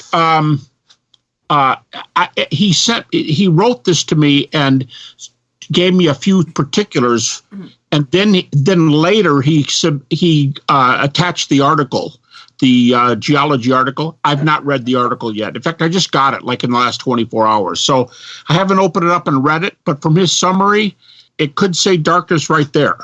But I saw the word earthquake, and I was just looking quickly, and I saw 31 AD plus or minus 5 years. So I'd have to check that. I don't know how impressive documentation of an earthquake would be. If you go to my big book and my section on Matthew's raised saints, in which I'm actually answering Crossan, who claims that is myth, and arguing that the resurrection of Jesus is just more of the same, cut from the same cloth. I mentioned in there that earthquakes, and I list tons of, a lot of sources from that period, Tacitus and others, where earthquakes throughout the Roman Empire at that point, devastating earthquakes that would destroy entire cities, were quite common. Right. Mike, also this, I don't know. I'm at a disadvantage from not having opened up this article before we talked today, but it does also say from my PhD student's summary that it is in Israel. It is in Israel. So that you like you say, there's a lot of them. But since earthquake was also mentioned in the text, that's at least, apropos. Yeah. Archaeological data sometimes back up things in general and not particularly. So it's the kind of thing I guess you'd put in a footnote and say, yeah, see this source, especially being a secular journal. But again, I have not read it. That's all I can tell you. Let's go to the next question here. Why don't you guys move into a more maximal facts approach like Tim McGrew has done, rather than a minimal facts one? Is it really of that great a value if a majority of scholars agree on something? Well, you want to go for that, Doc? Yeah, I'll jump in. You can. And if you want to go with maximal scholars, and I'm assuming this question the quote unquote maximal scholarship falls in the direction of the Gospels, that's fine. Go for it. I had already mentioned earlier Jim Wallace's approach to that. Many others have done it. Mike mentioned Blomberg's books. I mentioned Baucham's. There's a lot of good Barnett, the Australian historian. There's a lot of great stuff there. But why would I go to minimal facts? Nick, I'll make a bolder comment than just act like, well, we've got two paths here and it's the path I take. I don't think there's any question that the minimal facts argument is a stronger argument. And there are many examples where sometimes lesser of something is better than more of something. And I think the advantage of the minimal facts is the facts we're using are so few and they're so well accepted that when you go maximum scholarship and reliability, having done this for many, many years with a lot of skeptics, I'll tell you what's going to happen. You're going to bog down in the details. They're going to question a lot of different things. And it doesn't mean we don't have answers, but you better have a lot of time. You better have a lot of meetings with this person. You better, and if it's a one-night stand, so to speak, at a university, not sure you're going to be as successful pulling it off.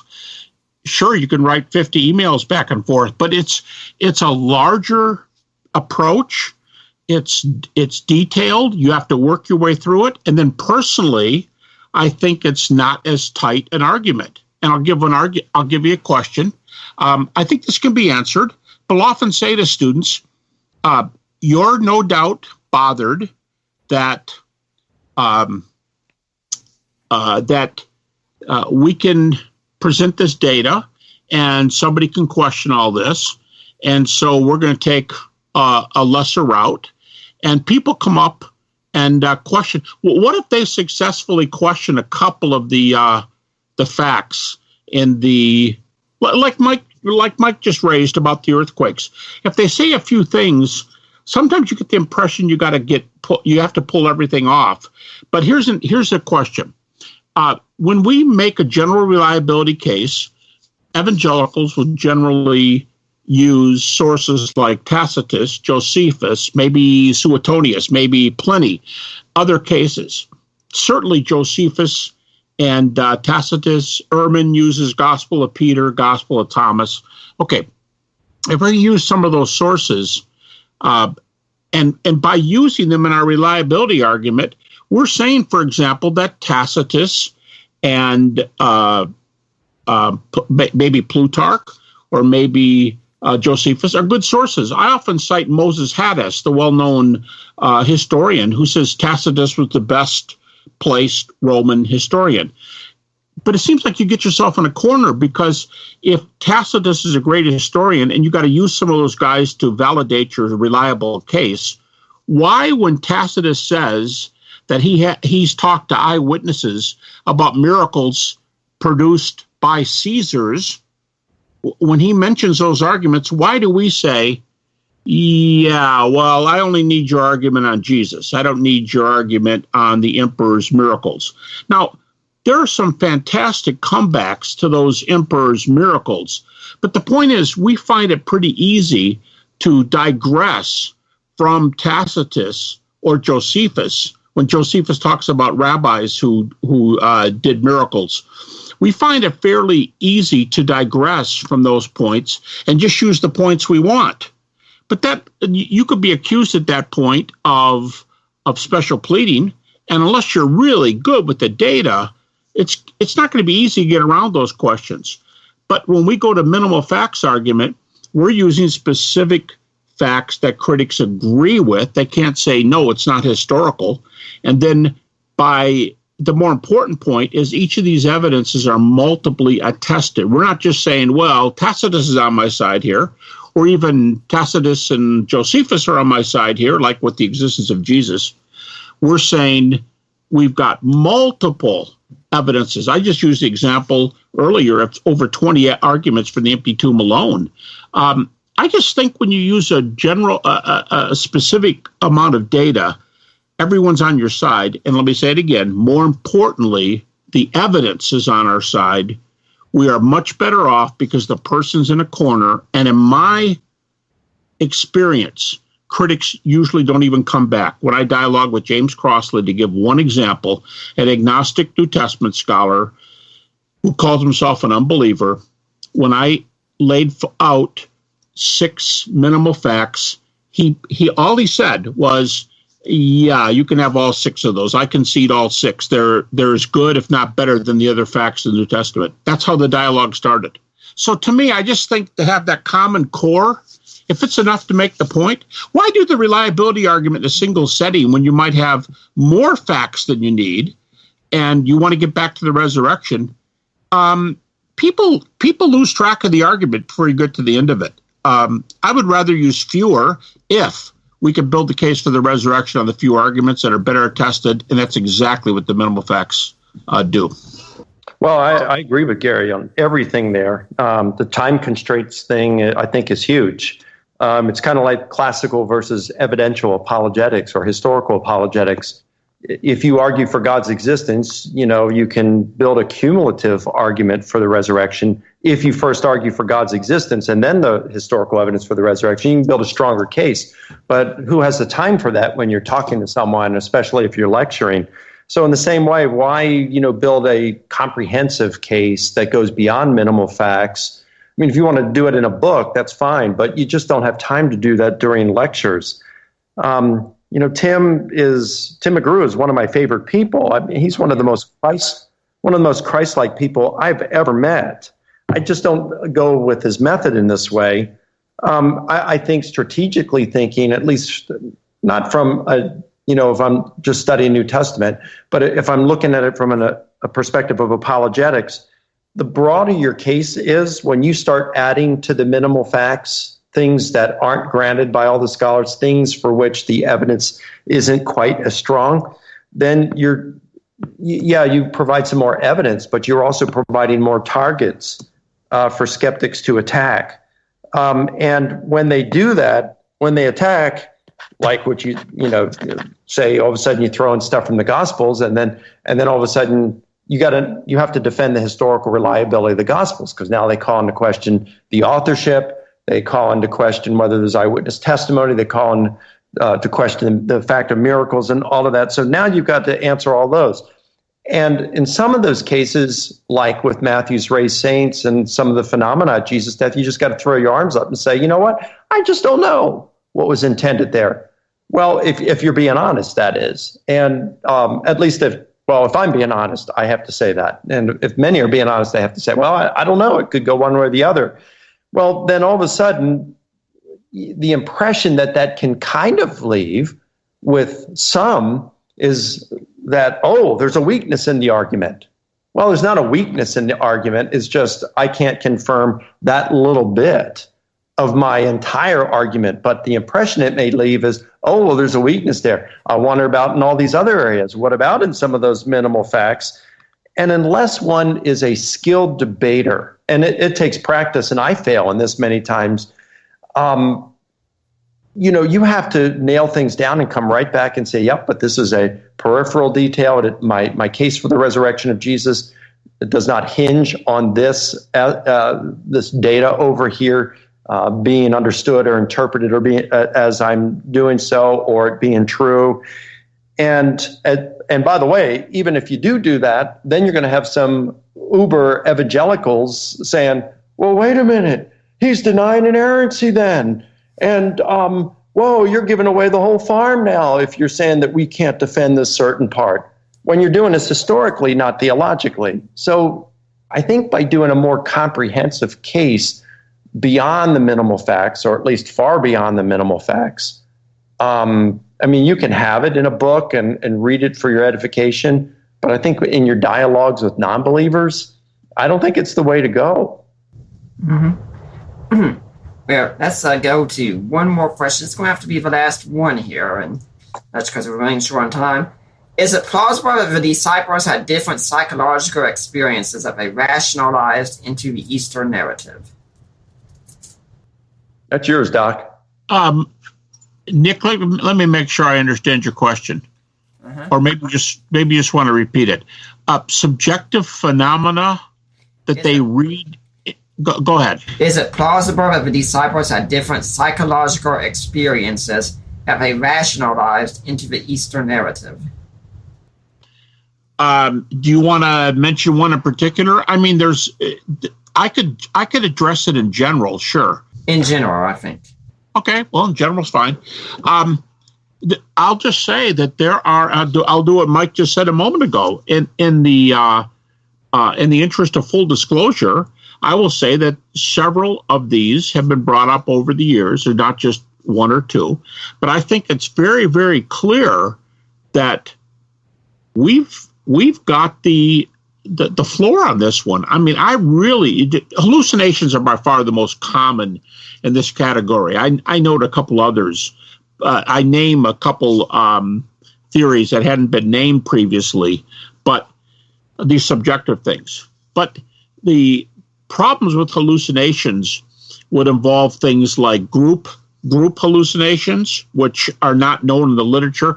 I know of two studies now, one done in the psychological literature going back, I forgot how many years, 25 years maybe, and one in the medical literature going back about the same time. Both researchers in published material say that there is no confirmed data for collective hallucinations. And I say confirmed. I mean, you might hear, oh, this woman down the street, she said this. But I mean, there's nothing in the annals of psychological or medical thought for group hallucinations. Secondly, a view like hallucinations would be, go back to my earlier example, would be an example of a closed tomb view, not an open tomb view. Somehow you got to get Jesus out of the tomb. So with hallucination, you have to come up with another tomb theory. So now you have to have two theories that are right. And you have to keep going through the data here. Now, let me just use as an example Bart Ehrman. Bart Ehrman, up until recently, has been he's guarded, but he's been fairly open about taking the hallucination theory. I don't know if he's been slapped a lot on this. Mike's one of the ones who's done it, no doubt, in their dialogues. But in his second from last book, Bart Ehrman says that he's not going to, to use Mike's phrase, he's not going to die on that hill. He's not going to die on that hill anymore. And in this book, second from last one, he argues that we don't know what was hallucinations. And further, he says, we don't even have to pick a naturalistic theory. And further, he says, he said that there's two ways to know. So I disagree with him, but he said there's two ways to know something, through facts and through faith. Okay, whatever you do with that. But then Bart Ehrman says that you cannot prove Jesus historically that Jesus is raised from the dead. And just as the Christian reader, no doubt, is starting to get bothered, whoa, I disagree with you, he finishes his thought. And here's the rest of Bart Ehrman's thought. You cannot prove the resurrection historically, and you cannot disprove the resurrection historically. Well, whoa, that's a little different. Who's saying that today? So here's one of the best skeptics today who used to take hallucination. He's backed off, doesn't say that's his view, and say, oh, by the way, and he says he's not, as I already mentioned, he's not going to take a naturalistic theory now. He said, I just kind of leave him out there, and I can't disprove the resurrection. So, I think we're on pretty good grounds. The early creedal statement in Paul, which Bart Ehrman himself dates back to 30 to 32 AD, 2 years after the cross, it has three group appearances mentioned right in those few verses: the appearance of the 12, the appearance of the apostles, the appearance to 500 brethren at one time. So, and I just gave two critiques here: empty tomb and group appearances. I have an article on my website, GaryHabermas.com, and under the articles tab, it's on the hallucination theory. I have 19 refutations based on different forms of the hallucination theory. People can go there and take a much slower, detailed look at the different views and how the refutations match up each of those views. Mike, anything you want to add? No, I agree with everything. The only thing I would say is, when you're considering various hypotheses and you're weighing them according to strictly controlled historical method, you don't look at just possibilities. You look at which hypothesis best explains the facts. And, you still have to be able to explain. You can't just say various psychological phenomena, different psychological phenomena for all the apostles. You want to be able to explain, and if it's a hypothesis, if it's going to have explanatory power, you can't just leave it, unexplained like a Michael Goulder does and say, well, we just get the idea. We're not going to say it's hallucinations or delusions, but we get the idea. Well, we really don't if you're not going to explain it. So what are you going to say? Well, the group hallucinations are the most difficult, that and Paul. So if you say group hallucinations, well, we know that those things are extremely rare, if not impossible, like Gary said. So how do you explain the group appearance? Well, mass hysteria. Well, mass hysteria is auditory, not visual. Well, groupthink. Well, then you got some other problems, and then you got the explanatory scope, because you've got to, it's not just accounting for the group appearances, you got to account for Paul as well. What led Paul? Paul's not going to be a part of the group think there. He's not grieving over Jesus' death. He's glad Jesus was dead. He's out to destroy the movement Jesus had created. And see, Jesus would have been the very last person in the world that Paul would have wanted or expected to see. So wouldn't explain that. And why is it that all of them seem to come to the belief that Jesus was raised physically, bodily from the dead? I think you take all those things together and you say, whatever hypothesis I have has to explain all of those and do so where it doesn't appear ad hoc, which various psychological phenomena, it certainly has that appearance. I think the resurrection hypothesis, you're looking for the one that best explains the facts, and the resurrection hypothesis comes out far better than all of its competitors. Well, as I have to say to the listeners, I'm sorry, but we could not get to all the questions in time. There's still plenty more here. We could do a whole other show if we needed to on all these. Gary, do you have a blog website where people can get in touch if they want to find out more? Yes. GaryHabermas.com is the website, and there's a number of articles, books, other things on the website. Nothing is for sale on the website. In my estimation, it's about, I'm aiming at least at ministry and that possibility. So, and not just on the question of resurrection and evidence for Christianity in general, but we started the program talking about doubt. There's a whole lot of material on the site about doubt, and I would welcome people to go there if they have specific questions and want to get some answers. Mike, same to you. Yeah, go to risenjesus.com. I've got a lot of videos there of debates in which I've been involved, lectures that I've done, articles. So, yeah, a lot of that's on there. If they like to contact me to have me come speak for an event, they can do so on the website. Okay. And you all have any last words you have to leave for the audience of Deeper Waters? Gary Habermas is the man when it comes to the resurrection. No question about that. Did you say last word? Yeah. I'm sorry, Nick, that I've missed a few words here and there. For people who want a pretty detailed, more popular account of this, I would say our book, The Case for the Resurrection of Jesus, Kriegel Publications from 2004, I think. And if you want a very detailed look, I would again recommend Mike's book, The Resurrection of Jesus, on the historiographical approach, a new historiographical approach to apply this data. Hopefully we'll have more stuff coming out years from now. And hopefully we'll see both of you back here again sometime. Thank you, Nick. Well, for now, I'm Nick Peters, and I can remember next week, Kim Bauer is going to be on. We're talking about redeeming Halloween. For now, I am Nick Peters, and I am signing off.